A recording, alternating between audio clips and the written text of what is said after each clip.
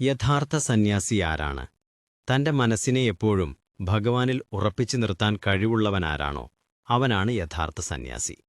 പൂക്കളിൽ നിന്ന് തേൻ മാത്രം എടുക്കുന്ന വണ്ടിനെ പോലെയാണവൻ. തേൻ നുകരുക മാത്രം ചെയ്തു മടങ്ങുന്നു. എന്നാൽ ഗൃഹസ്ഥാശ്രമത്തിൽ കഴിയുന്നവർക്കിത് പറ്റില്ല. കാരണം അവർ ഈച്ചയെപ്പോലെയാണ്. കുറച്ചുനേരം ഭഗവാനിൽ അർപ്പിച്ചു നിൽക്കും, വീണ്ടും കാമത്തിലും കനകത്തിലും ലയിക്കും. ചിലപ്പോൾ മനസ്സിനെ ഭഗവാനിൽ ഉറപ്പിക്കും, മറ്റു സമയങ്ങളിൽ അത് കാമത്തിലും കനകത്തിലും അലയും.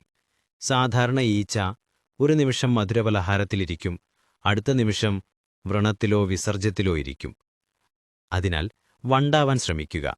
അതായത് പരമാവധി മനസ്സിനെ ഭഗവാനിൽ തന്നെ ഉറപ്പിച്ചു നിർത്തണം. തുടക്കത്തിൽ നിങ്ങൾ കുറച്ച് പരിശ്രമം ചെയ്യേണ്ടിവരും. പിന്നീട് നിങ്ങൾക്ക് അനന്തമായ ആനന്ദം അനുഭവിക്കാനാകും.